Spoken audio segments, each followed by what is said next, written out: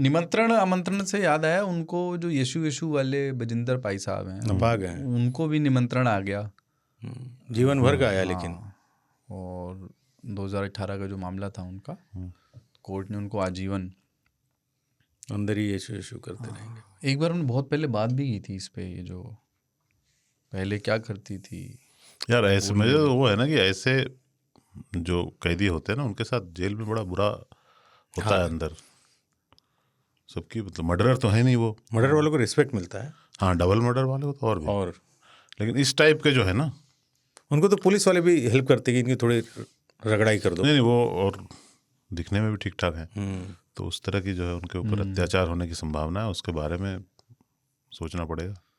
अत्याचार वो एक ही है उनके रास्ते की, वहाँ पे भी वो पास्टर की तरह जेल की रोटियां प्रभु की देन है, वो सब शुरू वो करें। तो ठीक है ना। प्रभु तो देखो, प्रभु यीशु ने आपके किए गए पापों के लिए ही तो सूली पे चढ़ गए, वो उसी को माफ करवाने के लिए।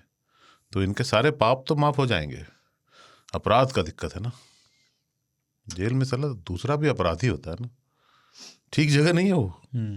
समाज जो है चुन चुन के वहां पे अपराधियों को इकट्ठा करके रखता है ना। It's a wild world. मतलब अगले पल ही आपके साथ कुछ हो सकता है, ऐसा है। अरे मैंने जमुना पार के बिल्लू पॉकेट मार की कहानी सुनी इस बीच, सोशल मीडिया पे बड़ी वायरल है वो, आप खोज के भेजूंगा। मैं उसको सुनाना भी नहीं चाह रहा हूँ, क्या स्टोरी टेलिंग है उस आदमी की। पॉकेट मार है वो, मैं आपको भेजूंगा। वो बता रहा है कि मैं लूट लाया, मेरी जेब में 48,000 रुपये, और मुझे मालूम नहीं ठीक है, 3-4 पर्स जो उसने चुराए काटे होंगे, थोड़ा सा लालच और आ गया। मैंने इस तरफ से, मैंने आगे से जाऊंगा, मैं जा रहा था तो एक बंदा नीचे को वो लगा रहा था अपना अपनी अटैची, नीचे को सामान रख रहा था, तो उसके हैंड मूवमेंट्स और उसकी भाषा। अच्छा, ट्रेन में वो कर रहा था? बस में। ओके।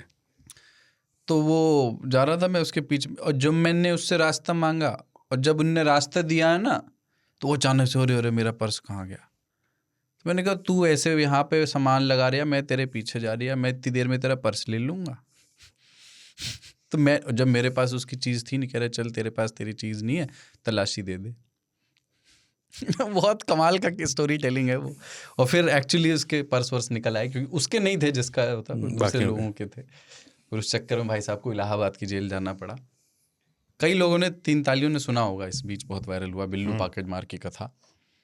तो वह, लेकिन बाबा जो है ना, मतलब ऐसे भारत में वन स्टॉप सोल्यूशन है। मतलब आप, बच्चा पढ़ाई नहीं करता, पति बहुत ज़्यादा शराब पीता है, छोट भैया नेता हूँ, कभी कोई टिकट नहीं मिलता है, वशीकरण करा देते हैं। हाँ, पार्टी पार्षदी का टिकट नहीं दे रही, रिलेशनशिप इश्यूज है ना, तमाम तरह के जीवन में दुख, समस्याएं, बीमारियां, व्याधियां, एस्पिरेशंस जितनी हैं, दुकान जो है हमारी नहीं चल रही है, आके कमाई जो है रुक गई है, सब जगहों के समाधान का दावा जो है बाबाओं के, बाबू निर्मल बाबा थे। मतलब एक हर दौर में एक ना एक बाबा हमारे यहाँ चर्चा में रहते वो हैं। ये तो डिफरेंट है ना। ये जो पंजाब के जो पैस्टर लोग हैं, इवेंजेलिकल, पेंटिकोस्टल इस टाइप के जो लोग हैं, ये तो अलग लेवल पे है ना। हाँ, ये सिर्फ समस्याओं का समाधान नहीं करते, ये तो फूंक मार के कैंसर ये ठीक आपका कर, धर्म परिवर्तन भी करते हैं। हाँ है ना, बिल्कुल। और ये बजिंदर साहब भी जो पहले जाटी थे, तो यमुनानगर के रहने वाले हैं। हाँ, हाँ, तो और इसमें एक नेटवर्क है इनका, इनकी फंडिंग होती है पूरे इंडिया में फैला हुआ है।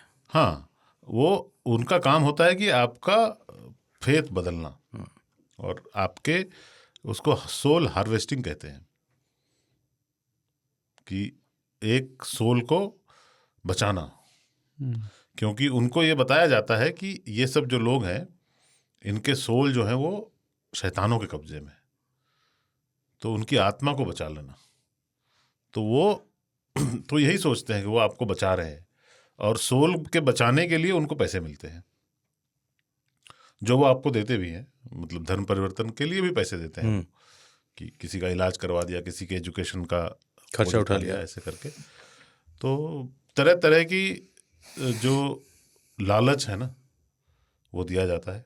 पंजाब में इस समय बहुत तेजी से चल रहा है, इवन यूपी और बिहार में बहुत तगड़ा है, सब जगह चलता है। पर वो है, उसका एक डार्क पक्ष यही है कि आपको लालच देकर या डराकर, मतलब या तो भय या लोभ, या कोई लोभ, ये देकर आपसे आपका धर्म छोड़ने को कहा जाता है और एक दूसरे धर्म में आपकी एंट्री हो जाती है। और उसके लिए ये कलाकारों का उपयोग करते हैं, जैसे एक्टर्स लाते हैं। कुछ तो एक्टर्स लाते हैं जो कि उनके सभाओं में भीड़ जुटाने के लिए होते हैं, कि अरबाज खान, रजा मुराद, जया प्रदा, चंकी पांडे, इन लोगों को ले आए। तो ये तो पैसे लेके आते हैं अपना और फिर चले जाते हैं। पर कुछ एक्टर्स होते हैं जिनका काम होता है गिर जाना, बेहोश हो जाना, ना बोलने की एक्टिंग करना, फिर बोलने लगना, लंगड़ा होना, खड़ा नहीं हो सकते। फिर सडनली उन्होंने आपको खड़ा कर दिया, व्हील चेयर पे आए और उन्होंने कहा उठ गए।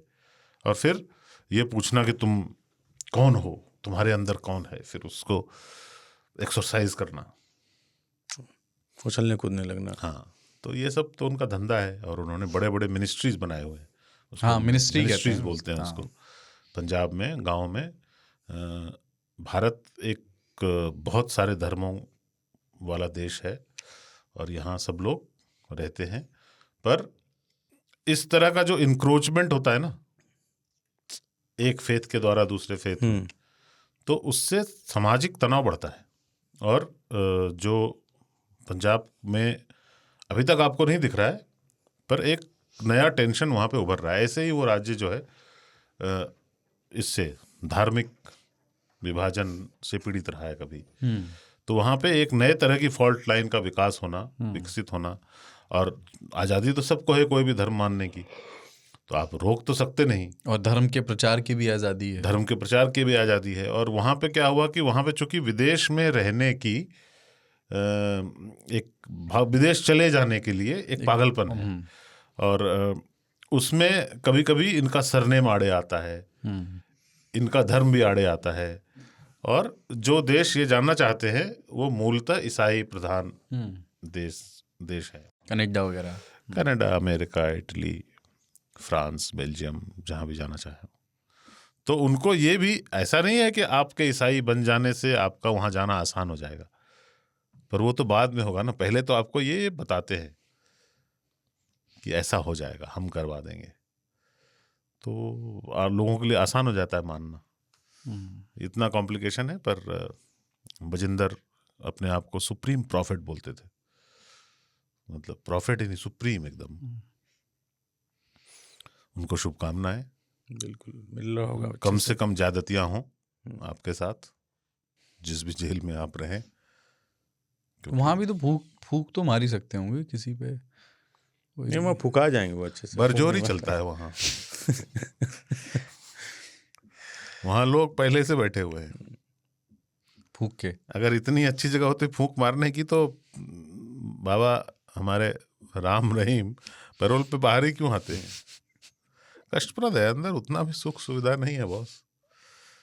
पर बाबा राम रहीम का तो फिर भी एक पॉलिटिकल, राम रहीम इंसान का क्या पॉलिटिकल सपोर्ट है अंदर। दो चार गुर्गे भी हैं उनके, मतलब दो चार क्या, बहुत सारे लोग। आसाराम बापू के भी उसी तरीके से हैं, तो वो तो मैनेज कर लेते हैं।